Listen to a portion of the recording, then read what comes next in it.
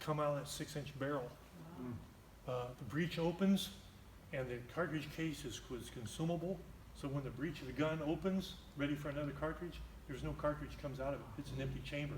So the loader just rams another one home, hits the ready light, and the TC just squeezes off another round. So the Sheridan was a fantastic machine. How many men did you lose during that attack, or did you lose any? We lost 1/3 of our vehicles. How about We were people? first platoon.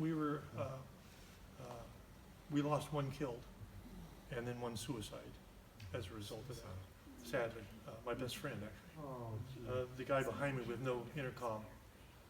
I'll tell you about that in a second. But, so it came online, and for 7.5 hours, it was a slugfest.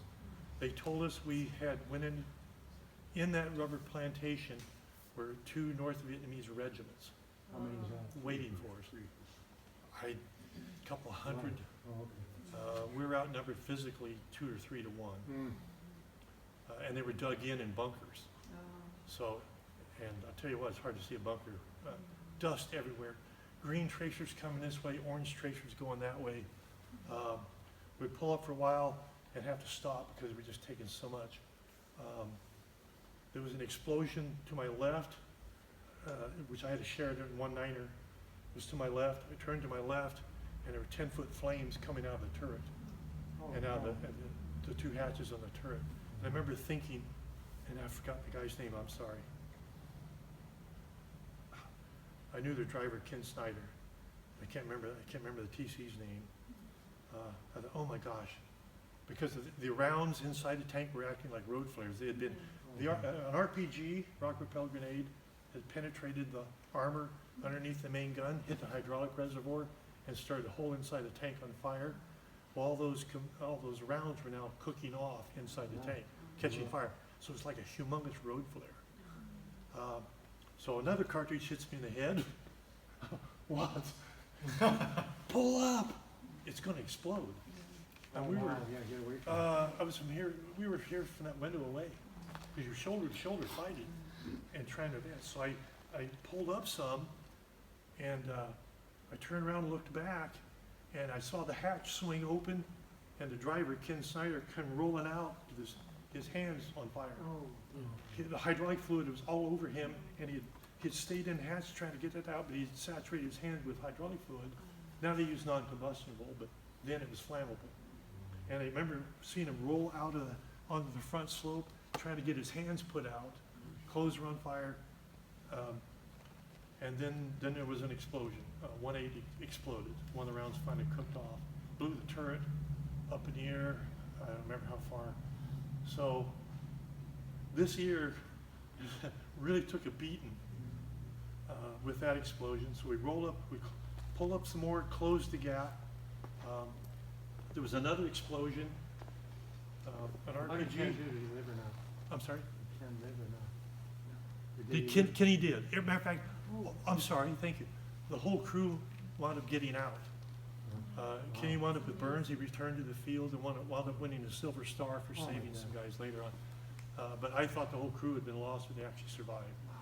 Kenny was actually the one badly hurt, Mm. but tough kid. He came back to the field and, like I say, wound up winning a Silver Star for saving a guy. Yeah, good guy.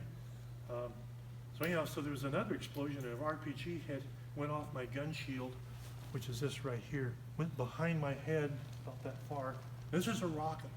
It's that big around, travels at 750 feet per second, about as fast as a 45 slug. Had struck a tree. So this here got whacked again. Well, then about that time, our main 50 caliber machine gun seized because it got overheated. So now I have to drop my seat, and my left gunner was now shooting over my head. So my hearing was taking a real beating. What'd you say? I said, I guess. I'm sorry? I guess it was. Hey, Lonnie, you wanted me to tell you, about a break time for everybody. What's that? You wanted me to tell you about a Do break? you guys need to take a break? This And is what's too my time? interesting. Oh, is it? I don't want. I could go for 2 hours. Wonderful. Okay, so anyhow, so I pull up a little bit more, and I get hit with another cartridge. I get tired of that, you know. Yeah. Well, there's no way my TC could communicate with me because I could not hear him shouting. Yeah. And he gave me the sign to stop. I looked over, and Jojo, the black kid that was so kind to me, had jumped off our vehicle, had run over to a vehicle named Crouching Cougar. All our vehicles started with the name of C, because we were C Troop. Mine was Crimson and Clover, after the '60s song. And he had John Reitwieser, a friend, under the arms, pulling him out of the turret like this. I looked back forward again. I saw blood on his chest. His shirt was open. What had happened was my friend, with also no hearing protection, was having the same issue I was. He could not understand this communication from the track commander. And so John Reitwieser, the one who wound up dying, stood up out from behind the gun shield, and he took an RPG in the face. Oh, jeez. Which decapitated him. Matter of fact, the only thing left was his shoulders were attached. And Jojo pulled his body up, which was no small feat. John was a good-sized guy. Pulled him out of the cupola, jumped in there. Now there's blood everywhere. Tried to get the gun to work. The gun was damaged.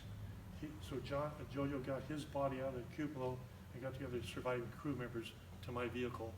All of them wounded. One of them wound up loading magazines for me and passed them up to me while I shot with my M16.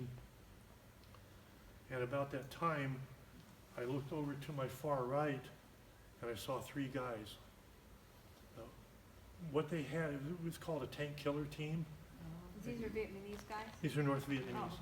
okay. One wore a girdle-like thing with the rounds stuck in it, the RPG rounds all around him. One guy fired it, and the other guy loaded it.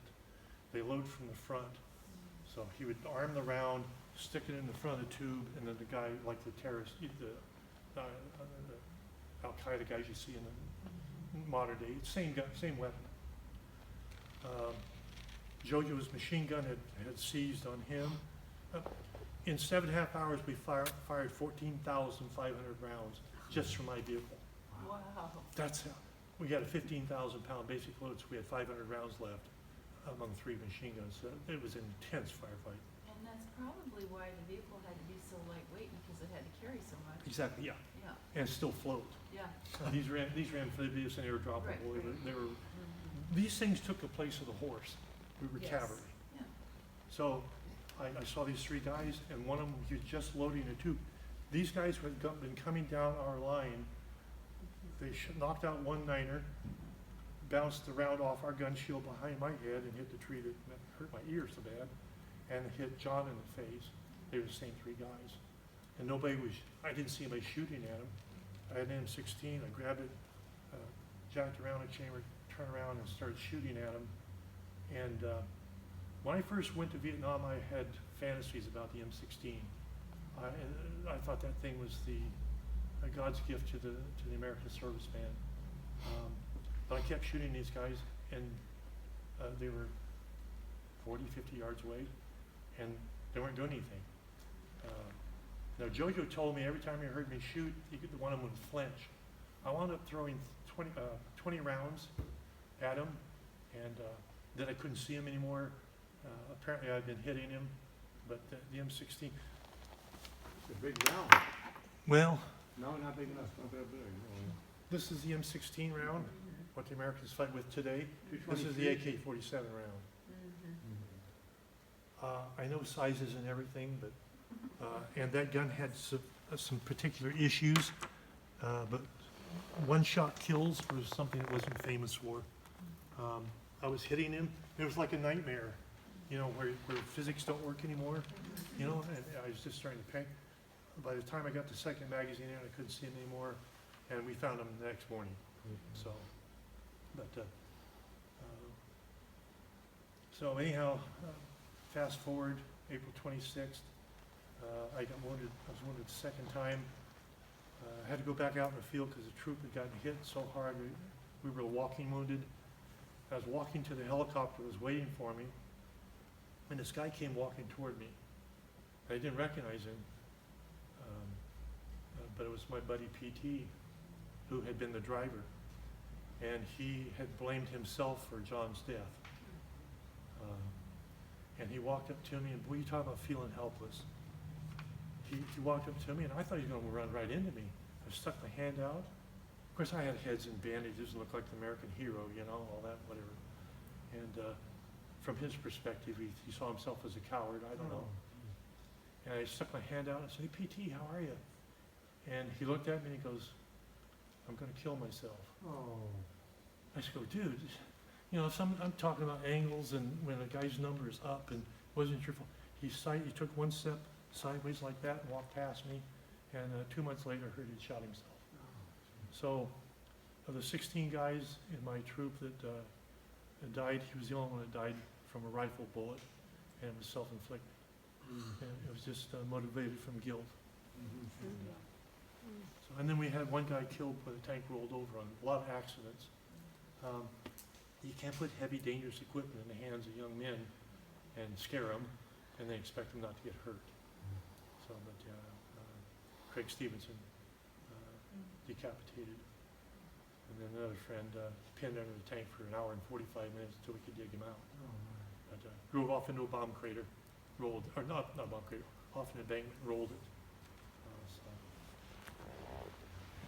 So, tell me when to stop. Are you guys okay? I mean, I would like to hear more.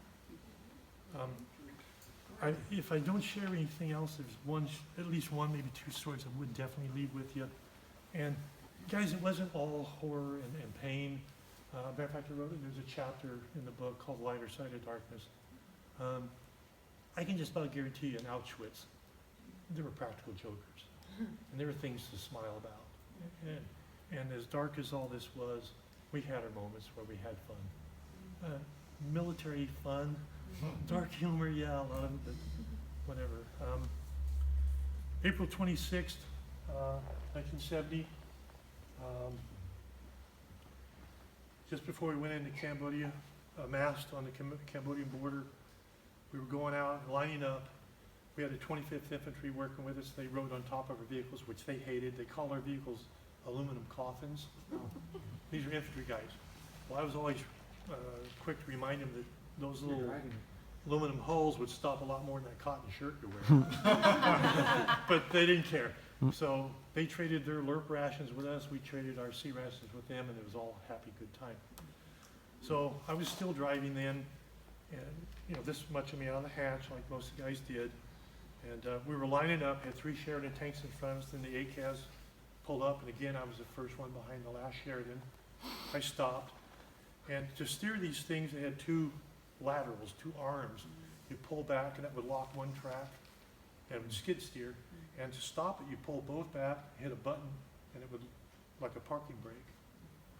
So it's hot, it's 7 o'clock in the morning. A lot of us didn't have shirts on, you know, rolling along, getting lined up, coming out of our night defensive position. The Sheridan in front of me, Sheridan tank in front of me, rolled up a little ways and stopped. My TC over, I had a helmet on this time, good thing. He said, "Lonnie, you need to move up." So I let go of the laterals, dropped them, let the track just kind of idle forward. And when I got close to the Sheridan tank in front of me, I pulled the laterals back and locked them. When I did, there was a light flashed on. There's a lower instrument panel. Tanks are kind of like aircraft. There's all kinds of instrumentation, pressure gauges, heat gauges. You'd be surprised how complex the driver's hatch of a tank, a modern tank, is. But there's 3 idiot lights. We call them idiot lights for, well, you do the math, right? And the lights would come on and tell you which gauge to look at to check for pressures, temperatures, stuff like that. So I pulled back, and just as I came to a stop, a light below my lower peripheral vision flashed on. I looked down, and it was off. But I knew I'd seen it. So I locked the laterals, looking down, I'm looking at my various gauges, and Ralph, my TC, "Lonnie, pull forward, man." I looked up, and the tank had moved forward again. Okay, so I unlocked it, rolled forward again. And when I went to stop again for a second time, a light flashed on it, and it was down here. Now, remember, my head's like this out of the hatch, and this light flashed on. And by the way, I've got a guy sitting behind me on my hatch, a 25th infantryman, who introduced himself as Cricket. I never learned his name. Nice kid, friendly guy. I gave him my flak jacket to sit on because he was a little uncomfortable sitting on the hatch. He was sitting on my open hatch, legs right behind my head. Anyhow, so I thought, you know what? This is happening every time I stop. So next time I stop, I'm gonna be looking down and figure out which one of these lights is coming on, because it's the driver's responsibility to keep that